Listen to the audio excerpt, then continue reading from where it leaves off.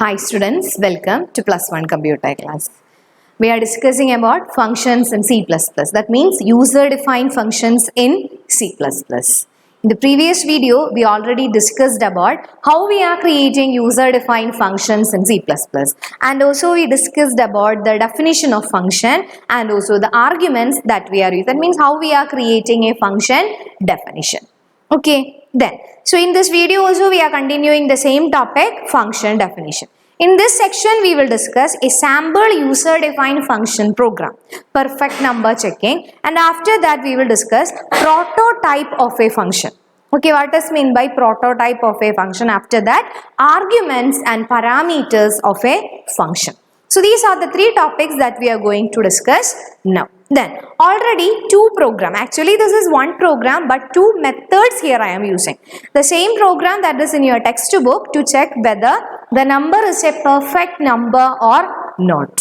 Okay, if a number is perfect number, then its factor sum equal to that same number. For example, the number 28.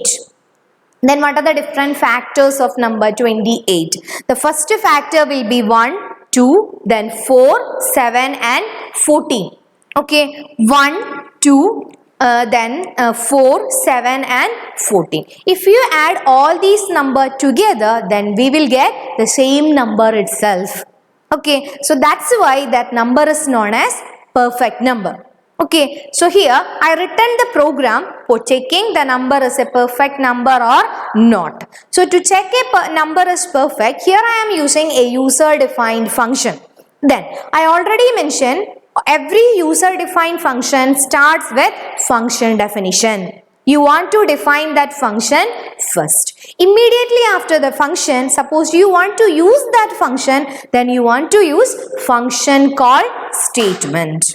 So there are two approaches that we are using in user defined function. First one is function definition and second one is function call statements. So both these you want to include in our program. So we will discuss the first program. Same program but the orders are different. So we will start with the program with the header file #include iostream. Okay, we started with the header file #include iostream using namespace std. Then after that, this section, okay, up to return s. This is known as definition of a function. Definition. Function definition. Function definition means it will explain the compiler to how the compiler want to execute this function some fact. Okay, so this is the function definition. In this function definition, what is the function name? Some fact. Okay, we are finding the factors first and after that we are finding the sum of that factors. Then here we are inputting a single number, that's why here it is int n. We are inputting one number or one argument or variable we are using in this function definition. So that's why that we displayed inside the parenthesis. Then after that, to find the sum and also to extract the factorial, we require, or not factorial, factors, we require two variables, I and s. I is known as loop control variable and s to store the sum. Okay, you want to add the factors and after that you want to compare the sum equal to the same number or not. Clear? Then, so first one, I equal to 0, I equal to int I and s equal to 0. Then next one we are executing the for loop. So executing the for loop means I equal to 0. That means we are starting with, suppose we entered number 28. Okay, suppose we entered the number 28. The first factor of 28 will be 1, then 2, then 3 and then 4. Not 3 not present, 1, 2, 4, 7. So the factors will be 1, 2, 4, 7 and one more number is 14.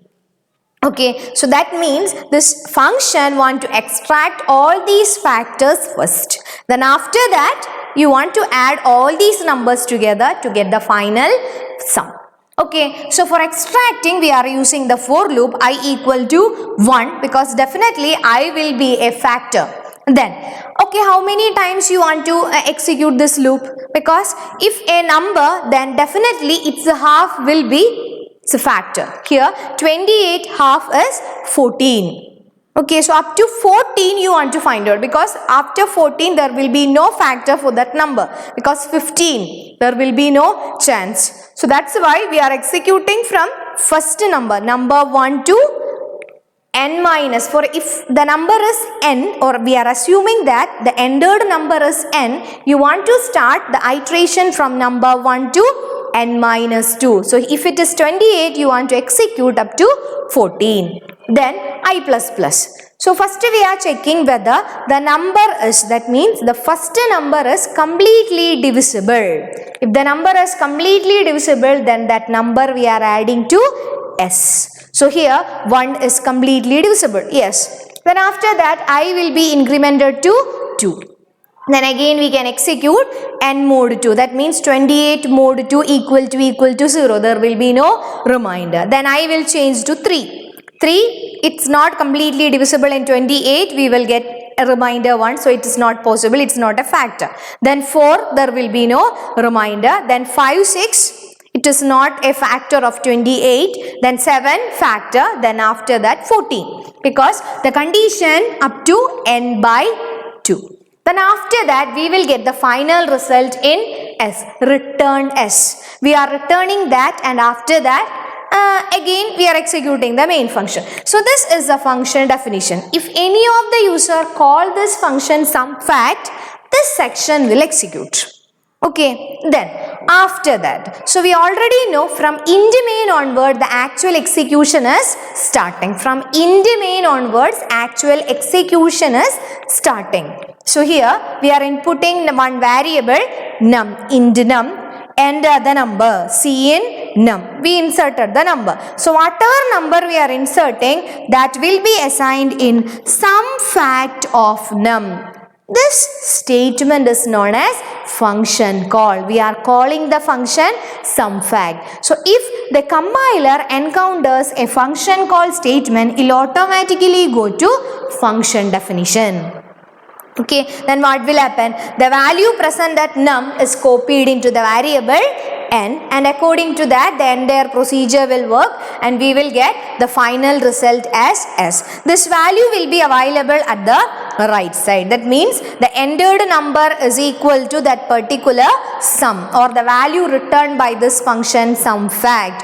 If both the numbers are same, then the number will be perfect number. Otherwise it will not be a perfect number. So this statement is known as function call statement. So this is the actual execution statement. When a compiler encounters a function call statement, at that moment this function is invoking. Okay, actually if nobody is using this function, then it will be in a sleepy mode. That means it is inactive function. But when in the main function, when we are using this function call using the function name, at that moment this function will become active and it will execute the statement, and the result will be available as the value.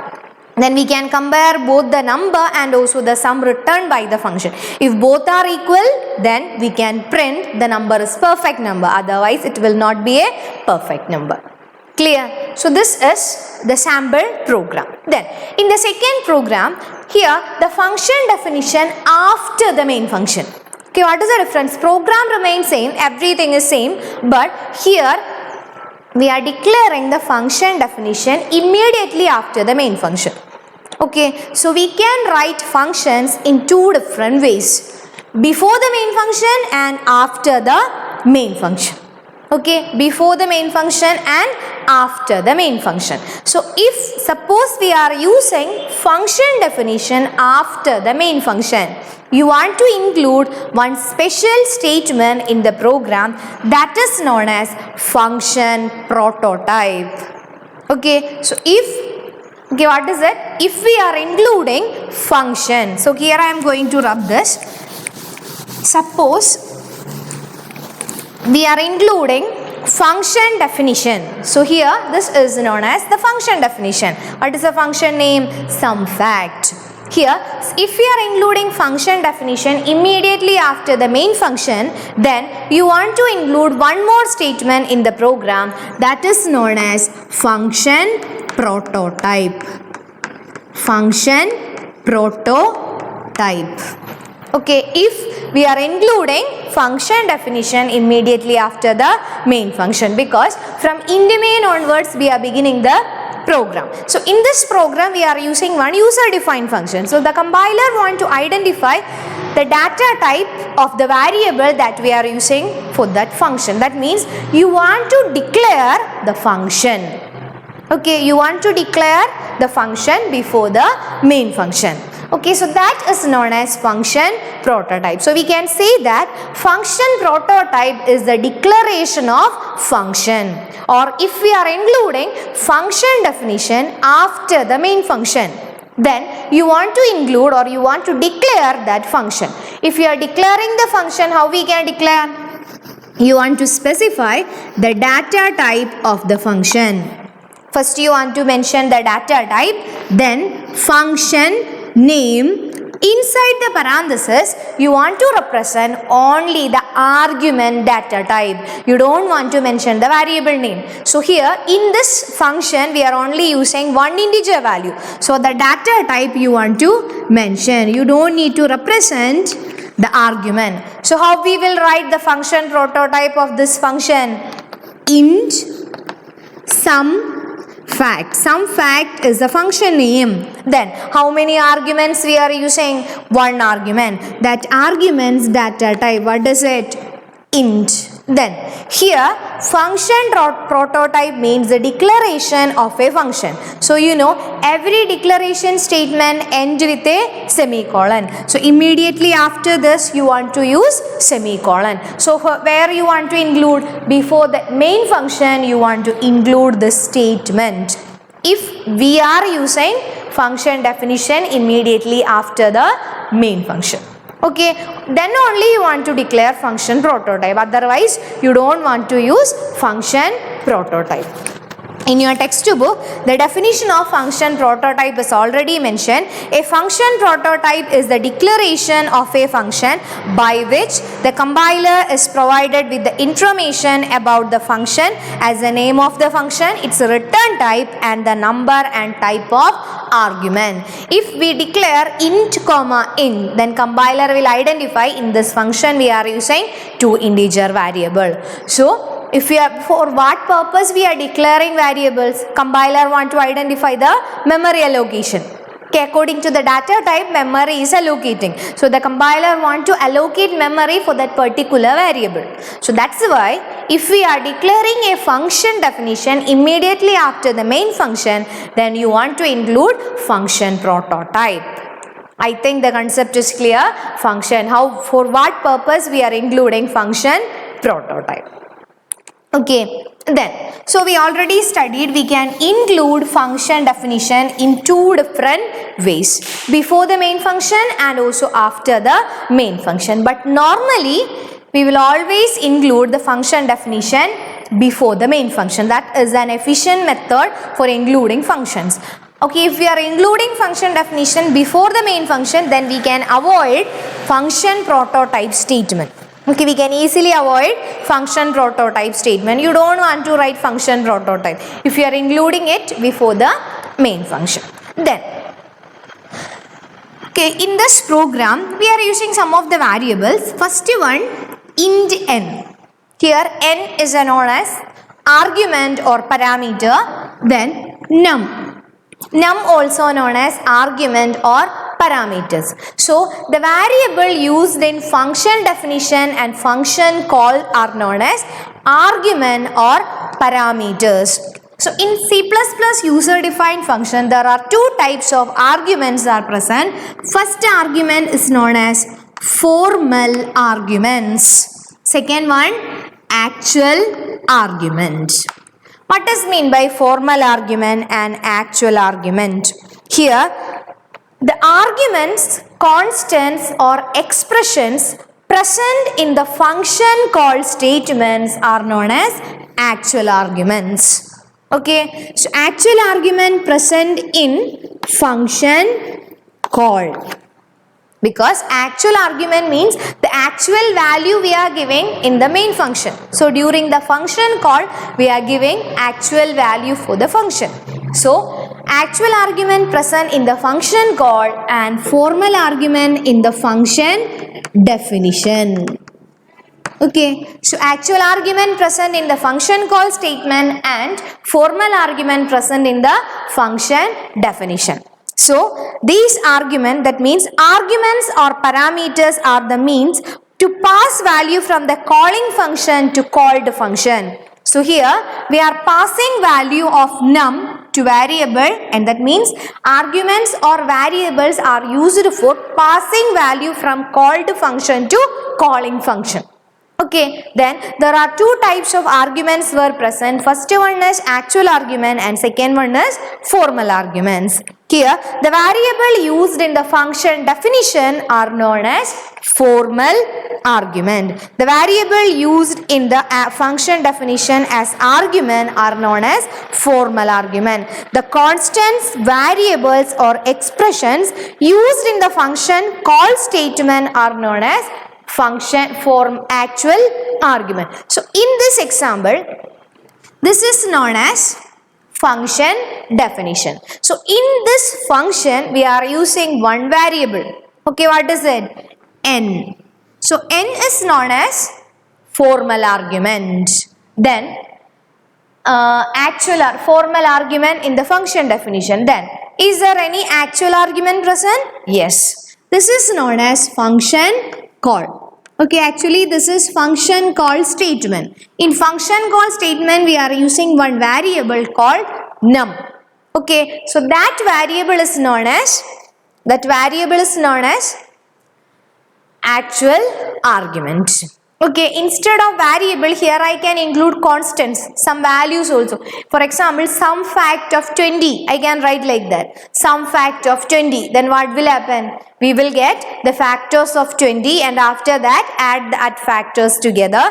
Then if both are together, then it is perfect number. Here 20 is not a perfect number, 28 is a perfect number.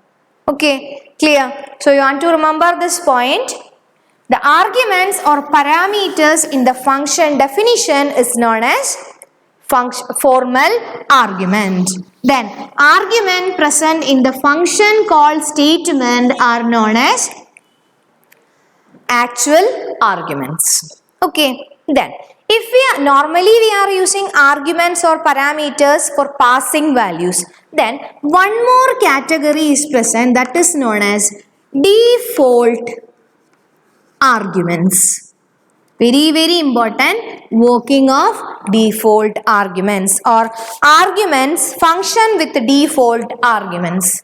Okay, then here I am going to write one program. That means here I am going to write one sample program, that is long time second int h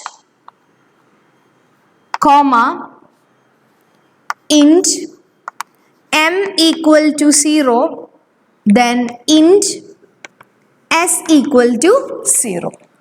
Okay, so this is the function definition.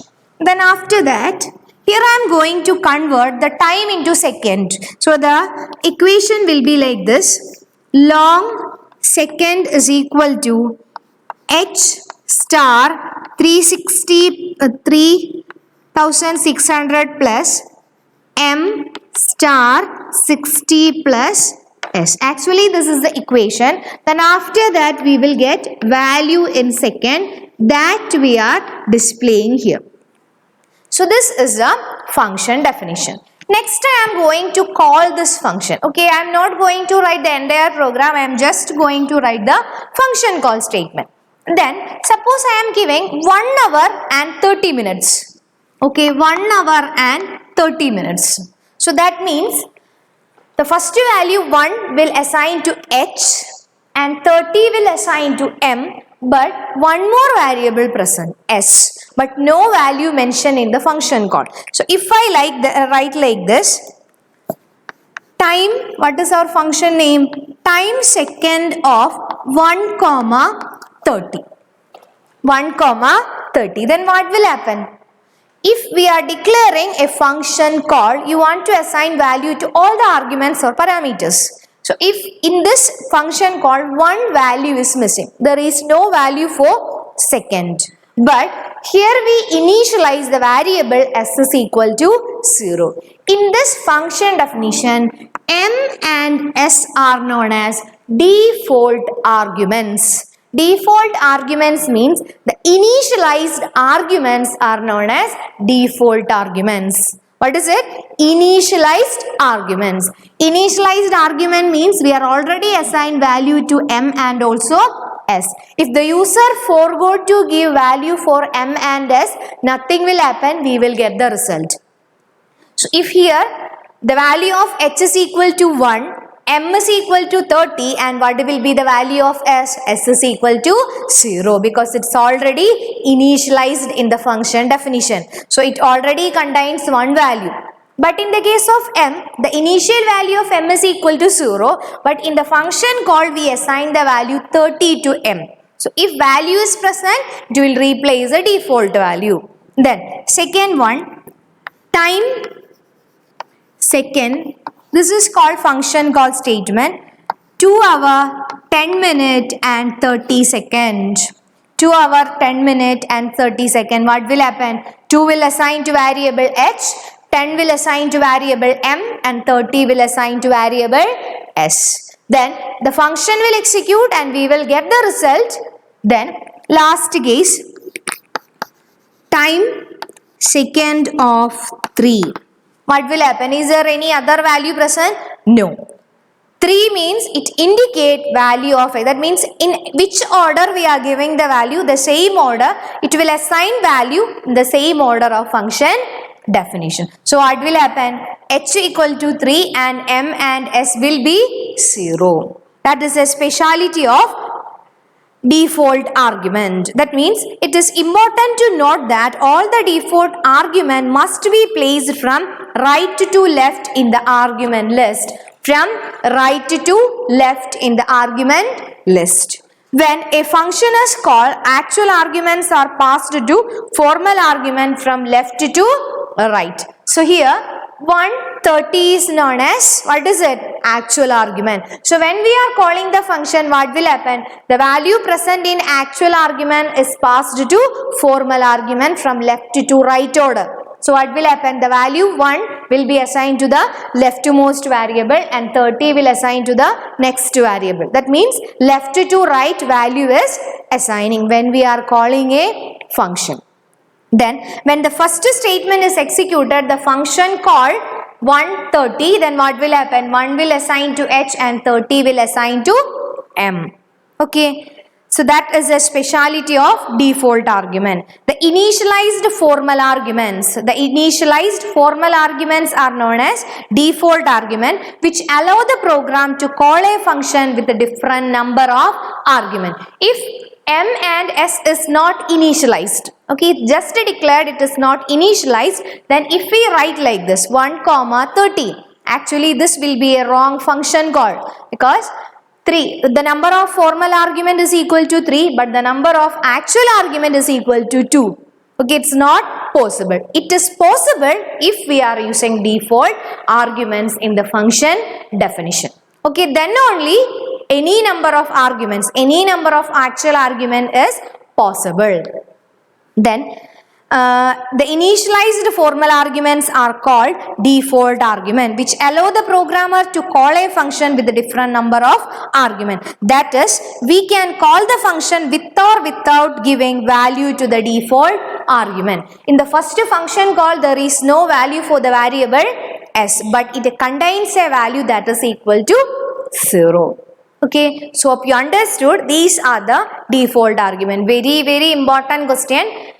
Explain the working of default argument in C++ functions. Okay, so hope you understood the working of user defined function. So we can include function definition before the main function and also after the main function. If we are including main function or if we are including function definition after the main function, then you want to include one more statement that is known as function prototype.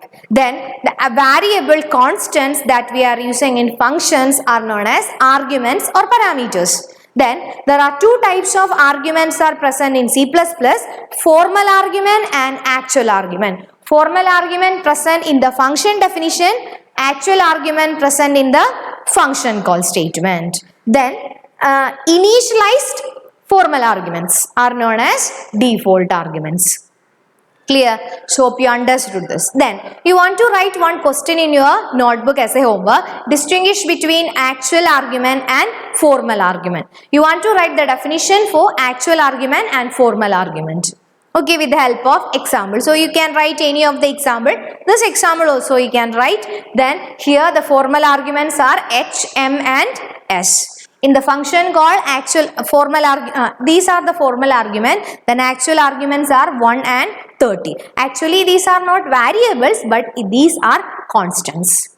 Okay, so the remaining section, how we are calling a function and what are the different methods, that we will discuss in the next video. Okay, then thank you.